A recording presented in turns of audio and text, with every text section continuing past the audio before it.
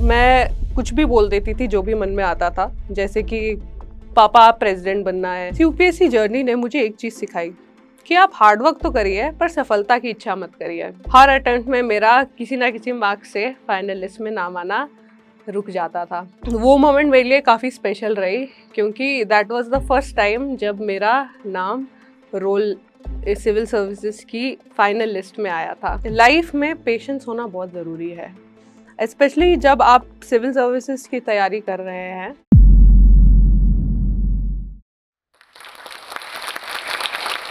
हाय, सभी को नमस्ते। मेरा नाम इशिता है और यूपीएससी सिविल सर्विसेज 2023 में मेरा रैंक 817 आया है। आज मैं आपके समक्ष अपनी जर्नी शेयर करने आ रही हूँ। पहले मेरा यूपीएससी सिविल सर्विसेज 2021 में इंटरव्यू स्टेज तक सिविल सर्विसेज रह गया था, पर इसी दौरान अगला इंटरव्यू मेरा इंडियन फॉरेस्ट सर्विस का क्लियर हो गया और मैं 2022 इंडियन फॉरेस्ट सर्विस बैच में आ गई। इसके बाद ट्रेनिंग में रहते रहते मैंने अपना तीसरा अटेम्प्ट दिया सिविल सर्विसेज के लिए और मेरा रैंक 817 आया। बचपन से ही हमें सपने देखने की छूट मिली हुई थी। पापा कुछ भी पूछते थे तुम क्या बनना चाहती हो, तो मैं कुछ भी बोल देती थी जो भी मन में आता था, जैसे कि पापा आप प्रेसिडेंट बनना है, पापा प्राइम मिनिस्टर बनना है इत्यादि। पर घर में कभी भी किसी ने ये नहीं बोला कि बेटा तुम ये नहीं बन सकती या बेटा तुम्हारे बस की नहीं है, तुम अपनी किताबों में ध्यान दो। बचपन से ही हमें प्रेरित किया गया कि तुम जी भर के सपने देखो। इन्हीं इंस्टेंसेस के बाद मुझे खुद के बारे में भी ये रियलाइज हुआ कि मैं बहुत ज्यादा एम्बिशियस हूँ। इसी दौरान क्योंकि पापा की ट्रांसफरेबल जॉब होती थी, हम लोगों की पोस्टिंग एक जगह से दूसरी जगह हर 2 साल चेंज होती थी। जब मेरे पापा की पोस्टिंग दिल्ली हुई तो मेरा एडमिशन दिल्ली के one of the best school संस्कृति स्कूल में हुआ। इस स्कूल में अक्सर आईएएस और आईपीएस के बच्चे पढ़ा करते थे। यहाँ पे दोस्त बनाकर मुझे ये रियलाइज हुआ कि आईएएस आईपीएस जैसी पोस्ट भी काफी अच्छी पोस्ट है और शायद मैं भी ऐसा सपना देखने लग गई। वह समय था 2019 का जब कोरोना आया, तो उसके चलते बहुत ज्यादा डिस्टरबेंसेस हुई और हमारी कोचिंग वहीं पे बंद कर दी गई। हम सारे वापस घर गए। आधी कोचिंग हुई थी, आधी मैंने खुद से घर पे प्रिपरेशन करी। पर क्योंकि घर में इतना कोरोना का इतना ज्यादा टेंशन था, मेरी बहन खुद डॉक्टर थी, तो उसको रोज आते जाते देख के, घर में इतनी ज्यादा टेंशन देख के कहीं ना कहीं मेरी प्रिपरेशन खो सी गई। और इसीलिए जब प्रीलिम्स 2021 मैंने दिया तो मेरा 1 मार्क से प्रीलिम्स क्लियर होना रह गया। फिर आई बारी दूसरे अटेम्प्ट की। ये मेरा आखिरी अटेम्प्ट था क्योंकि मुझे 1 साल प्रिपरेशन का मिल चुका था और पहला अटेम्प्ट मेरा क्लियर नहीं हुआ था। तो उसके बाद जब सेकंड अटेम्प्ट में मैंने तैयारी करना शुरू किया, मैंने अपने मन में ठान लिया कि रोज मिनिमम 10 घंटे जरूर पढ़ूंगी। तो फिर क्या था, रोज टाइमर लगाना, रोज पढ़ाई करना, रोज टारगेट्स लगाना, डेडलाइन रखना हर चीज के लिए। और इसी के साथ साथ मैंने करते करते प्रीलिम्स 2022 दिया। प्रीलिम्स 2022 मेरा इतना अच्छा गया कि मेरी फॉरेस्ट की कट ऑफ क्लियर हो गई और सिविल सर्विसेज की तो हुई हुई। फिर मैंने दोनों के मेंस दिए। मेंस प्रिपरेशन में मैंने आंसर राइटिंग पे बहुत ज़्यादा फोकस किया क्योंकि मुझे पता था कि नॉलेज प्रीलिम्स तक आके सबके पास होती है, बट मेंस में मेंस उसी का निकलता है जिसकी आंसर राइटिंग बहुत अच्छी होती है। मैंने बहुत सारे मॉक्स लिखे। मेरे ऑप्शनल एंथ्रोपोलॉजी था, मैंने एंथ्रोपोलॉजी के भी बहुत सारे मॉक्स लिखे और जीएस के भी बहुत सारे मॉक्स लिखे। इस दौरान क्या हुआ, जब मैंने सिविल सर्विसेज का मेंस दे दिया उसके बाद ही तुरंत मेरा फॉरेस्ट का मेंस था। मैंने उसका भी मेंस की उतनी ही तैयारी करी जितनी मैंने सिविल सर्विसेज के मेंस की तैयारी करी और खुशी की बात ये थी कि मेरे दोनों के मेंस निकल गए। फिर आई बात इंटरव्यू की। सिविल सर्विसेज के इंटरव्यू मैंने दिया। मेरे हिसाब से मेरा इंटरव्यू ठीक गया, पर शायद पैनल के हिसाब से इंटरव्यू ठीक नहीं गया। उसकी वजह से मेरे इंटरव्यू में मार्क्स 136 ही आ पाए और मेरा 1 मार्क से फाइनल लिस्ट में सिलेक्शन नहीं हुआ। पर उसी के साथ-साथ जैसे कि ये बैड न्यूज़ मिली, पर एक रे ऑफ होप दोबारा मिली फॉरेस्ट सर्विस के इंटरव्यू में, जो मेरा क्लियर हो गया। बस फिर क्या था, तुरंत ही मैंने उसी साल फॉरेस्ट सर्विसेज़ की ट्रेनिंग जॉइन करी और वहाँ पे ट्रेनिंग के साथ-साथ दोबारा सिविल सर्विसेज़ दिया। यह मेरा सिविल सर्विसेज़ का तीसरा अटेम्प्ट था। तीसरे अटेम्प्ट में मैंने इंटरव्यू तक दोबारा पहुंची, बट फिर से मेरा सिविल सर्विसेज 5-6 मार्क्स से रह गया। बुरा तो लगा जब फाइनल रिजल्ट देखा, फिर लगा कि शायद यही एंड है। अभी मैं फॉरेस्ट सर्विस में वैसे ही बहुत ज्यादा खुश थी। ऐसा नहीं था कि सिविल सर्विस में ऐसा कुछ था जो फॉरेस्ट सर्विस पूरा नहीं कर पाया, बट फिर भी मन में लगा कि चलो एक और आखिरी अटेम्प्ट लेके देते हैं। तो मैंने फिर से सिविल सर्विसेज 2023 का अटेम्प्ट दिया और मेरा प्रीलिम्स इसमें निकल गया।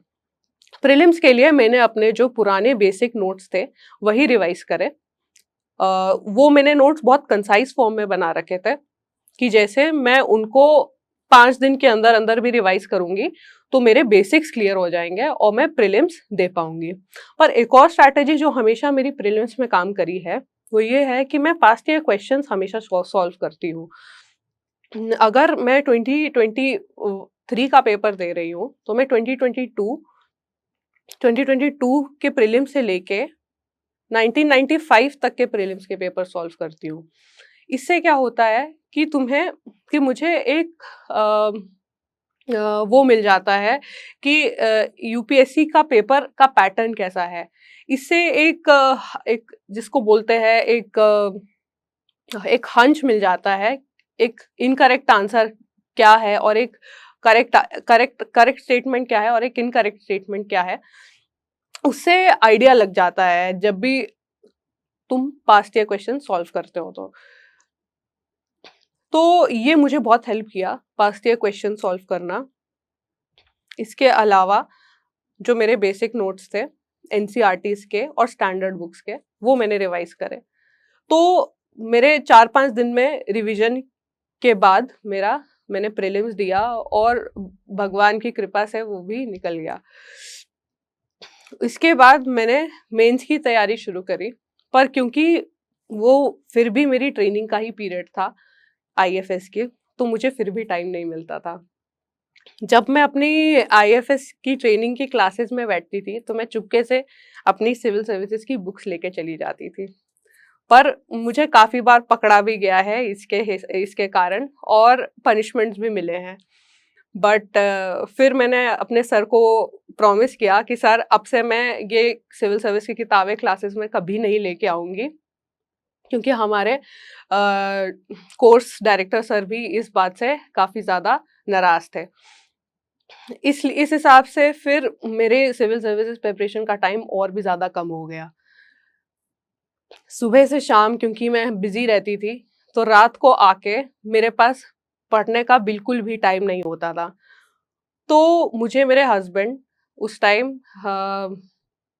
मेरे हस्बैंड ने एक सजेशन दिया कि तुम ऐसा करो, इंस्टीट्यूट्स के मॉक्स होते हैं वो रिवाइज करो। तुम्हें लिखने की जरूरत नहीं है, तुम्हें आंसर राइटिंग की जरूरत नहीं है, तुम बस ऐसा करो कि वो मॉक्स जैसे के तैसे ले आओ और उसको रिवाइज करो। जैसे क्वेश्चन पढ़ो, पॉइंट्स मन में एक बार रिवाइज करो कि तुम्हें क्या लगता है उसके क्या क्या पॉइंट्स हो सकते हैं और उसको टैली करो कि जो आंसर है, मॉडल आंसर दिया हुआ है कोचिंग वालों ने, क्या वो तुम्हारे पॉइंट्स और उनके पॉइंट्स मैच कर रहे हैं, उन्होंने ऐसे एक्स्ट्रा पॉइंट्स क्या लिखे हुए हैं, और तुम बस वैल्यू ऐड करते जाओ। क्योंकि तुम्हारा सिलेबस ऑलरेडी कंप्लीट हो रखा है और एक फ्रेमवर्क तुम्हारे माइंड में ऑलरेडी है कि मेंस कैसे लिखना है, तो तुम ये करो। और आप मानेंगे नहीं, ये स्ट्रैटेजी मेरे लिए बहुत ज्यादा काम करी। मैंने विजन के, फोरम आईएएस के मॉक्स जो हैं वो प्रिंटेड मॉक्स रेफर करे और उन्हीं को मैं रिवाइज करती थी, मन में रिवाइज करती थी। क्वेश्चन पढ़ के मैं वो माइंड में उसका आंसर का स्ट्रक्चर बनाती थी कि अगर ये क्वेश्चन होगा तो मैं इसका इंट्रोडक्शन ऐसे लिखूंगी, बॉडी में ये लिखूंगी और कंक्लूजन में ऐसे एंड करूंगी। माइंड में हमेशा ऐसा था कि जब भी पॉइंट्स लिखें तो उनके रेलेवेंस के हिसाब से लिखें, जो सबसे ज्यादा रेलेवेंट पॉइंट होगा वो सबसे पहले होगा।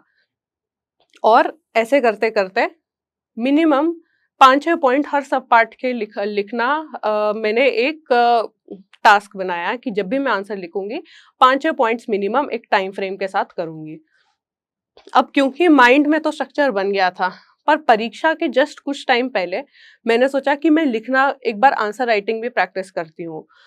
पहले मेरे अटेम्प्ट्स में मैंने यही स्ट्रैटेजी अपनाई थी, जो भी क्वेश्चन होगा उसको 10 मार्कर का क्वेश्चन होगा तो उसको 7 मिनट में और 15 मार्कर का 10 मिनट में, ये टाइमर लगा के एक बार लिखने की प्रैक्टिस जरूर करती थी। जब मेंस देने जाती थी अगले दिन, तो मेंस से जस्ट पहले नाश्ता करने के बाद भी एक बार आंसर उसी टाइम लिमिट में लिख के देखती थी कि ताकि मेरा मोमेंटम एग्जाम में टूटे ना।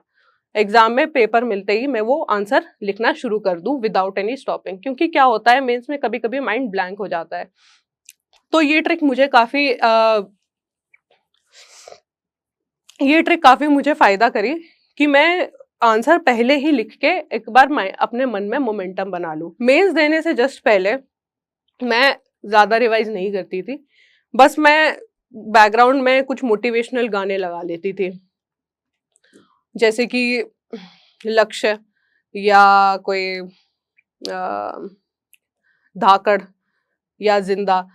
ये गाने मुझे बहुत ज्यादा मोटिवेट करते थे कि मेरे अंदर एक जोश लाते थे कि मैं जाके जो मुझे एनर्जी चाहिए उस एनर्जी से मैं अपने मेंस के पेपर कंप्लीट कर पाऊँ। फर्स्ट स्ट्रैटेजी ये थी, पेपर शुड बी कंप्लीटेड, और सेकंड थी quality, quality should be maintained. तो ये दो चीजें मैंने इस अटेम्प्ट में इंश्योर करी। एक तीसरी चीज जो मुझे लगता है बहुत बहुत ज्यादा इंपॉर्टेंट है, जो मेरे पिछले अटेम्प्ट्स में नहीं रही है, वो ये थी फिटनेस। हमारे फॉरेस्ट सर्विस में फिटनेस पे काफी ज्यादा फोकस किया गया था। रोज सुबह पीटी, शाम को गेम्स, तो उसके कारण शरीर में बहुत ज्यादा स्टेमिना बन गया था। पहले पहले आंसर लिखने में बहुत ज्यादा जोर पड़ता था, इस बार आंसर लिखने में जोर नहीं पड़ा। इस बार आराम से 3 घंटे 6 घंटे दिन के रोज आंसर लिखने में जोर नहीं पड़ा, और आराम से मेरे मेंस के पेपर कंप्लीट हो गए।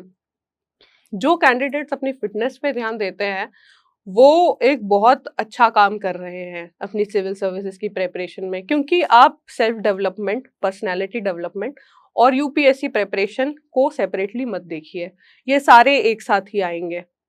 आपकी खुद की माइंड की पर्सनल ग्रोथ, आपकी सेल्फ की पर्सनल ग्रोथ, आपकी फिजिकल फिटनेस, ये सब साथ में आएगी। सिर्फ यूपीएससी एक आइसोलेटेड होके आप कमरे में बंद करके खुद को नहीं निकाल सकते, मेरा ऐसा मानना है। और अगर आपने निकाल भी लिया है दैट इज गुड, बट आपका ओवरऑल डेवलपमेंट मैटर ज्यादा करता है instead of a single examination जो आपकी एक लाइफ का पार्ट ही छीन ले। एक और चीज जो हमेशा मेरे माइंड में रही थी यूपीएससी के दौरान, वो ये थी कि मैं रोज मेडिटेशन करती थी। मेरी एक सुदर्शन क्रिया थी जो मैंने आर्ट ऑफ लिविंग से सीखी थी, और जब मैंने प्रिपरेशन स्टार्ट करी थी तो मेरे माइंड में था कि मेरे प्रिपरेशन के दौरान बहुत ज्यादा स्ट्रगल्स आने वाले हैं, क्योंकि ये स्ट्रगल्स मेंटल ज्यादा होने वाले हैं इंस्टेड ऑफ फिजिकल। तो अपने मेंटल स्टेबिलिटी के लिए मैं रोज मेडिटेशन करती थी, और इससे आप मानेंगे नहीं, मेरा मेंटल स्टेबिलिटी बहुत ज्यादा हद तक बरकरार रही। मैं इतनी ज्यादा मेंटली स्टेबल हो गई थी कि मैं सिलेक्शन के बाद इतनी ज्यादा नहीं हूँ जितनी प्रेपरेशन के टाइम थी, क्योंकि अब मैंने वो हैबिट छोड़ दी ये सोच के कि अब तो मेरा क्लियर हो गया है। इंटरव्यू के बाद मैं काफी कॉन्फिडेंट फील कर रही थी कि इंटरव्यू मेरा अच्छा हुआ है, पर क्योंकि मुझे मेंस के लिए टाइम नहीं मिल पाया था, अब क्योंकि मेरी ट्रेनिंग के दौरान, तो मैं मेंस में इतना कॉन्फिडेंट नहीं थी। फिर फाइनली आया रिजल्ट का दिन। रिजल्ट के दिन हम लोग अपने मेस में खाना खा रहे थे। मेस के बाद हमें वैसे ही इंफॉर्मेशन मिली कि रिजल्ट आज ही आने वाला है। बस मेस में खाना खाने के बाद हम वापस अपने रूम्स में जा रहे थे, तभी पीडीएफ आ गई। मैंने पीडीएफ खोली और मैंने अपना नाम पीडीएफ में टाइप करा, इशिता। उसमें लिखा था 4 रिजल्ट्स फाउंड, तो मुझे लगा 4 इशिताएं हैं, तो एक नाम तो मेरा होगा ही। तो मैंने स्क्रॉल किया and I found my name, Ishita Bhatia, all India rank 817। वो मोमेंट मेरे लिए काफी स्पेशल रही, क्योंकि that was the first time जब मेरा नाम रोल सिविल सर्विसेज की फाइनल लिस्ट में आया था। हर अटेम्प्ट में मेरा किसी ना किसी मार्क्स से फाइनल लिस्ट में नाम आना रुक जाता था और मुझे कहीं ना कहीं ऐसा लगने लगा था कि शायद कभी आएगा ही नहीं। But this was a great moment for me और मैंने सबको बताया वहाँ पे। मेरे सारे फॉरेस्ट सर्विस के फ्रेंड्स ने मुझे, बैचमेट्स ने मुझे ग्रीट किया, कॉन्ग्रेचुलेट किया और तुरंत मैंने अपने पेरेंट्स को भी बताया इसके बारे में। My parents were also very happy. इस यूपीएससी जर्नी ने मुझे एक चीज सिखाई कि आप हार्डवर्क तो करिए पर सफलता की इच्छा मत करिए। मेरे जितने भी अटेम्प्ट थे, मैंने अपने हमेशा हर अटेम्प्ट में सफलता की इच्छा करी कि मुझे इस बार तो कुछ ना कुछ रैंक मिल ही जाएगा। बट मेरा जो आखिरी अटेम्प्ट था जिसमें मेरी कोई इच्छा नहीं थी, मुझे ऐसा लगा कि अब बस फॉरेस्ट सर्विस ही मेरे लिए बढ़िया है, सिविल सर्विसेज में अगर होगा तो भी अच्छा है, नहीं होगा तो भी अच्छा है। तो मुझे जाके अपना all India rank 817 civil services में मिला। और एक और चीज़ ये है कि लाइफ में पेशेंस होना बहुत ज़रूरी है, स्पेशली जब आप सिविल सर्विसेज की तैयारी कर रहे हैं। तो आपको ये जानना बहुत ज़रूरी है कि आप इसको एक डेडलाइन की तरह देखें। ऐसे नहीं कि चलो ये अटेम्प्ट हो गया अब अगले अटेम्प्ट में शिफ्ट करते हैं, चलो ये नहीं हुआ अब उसमें शिफ्ट करते हैं। अगर आपको लग रहा है कि अब आपसे क्लियर नहीं हो पा रहा है और आपको अभी एक फुल स्टॉप की ज़रूरत है, तो आप उसको आइडेंटिफाई करिए। लाइफ में मेरे हिसाब से बहुत सारे एवेन्यूज़ हैं। सिविल सर्विसेज, यूपीएससी, आईएफएस, ये सब कुछ नहीं है। यहाँ आके मुझे ये रियलाइज़ होता है, भले ही ये मेरा बचपन का सपना रहा है, मुझे ऐसा लगता है कि आपको जो दिल से मन करता है करने का, आप वो करिए। और एक और चीज़ बोलना चाहूँगी, life is too short to not believe in magic. खुद पे विश्वास रखिए, होप रखिए। अगर यूपीएससी नहीं तो कुछ और ही सही, कुछ ना कुछ हर किसी के लिए कहीं ना कहीं होता ही है। धन्यवाद।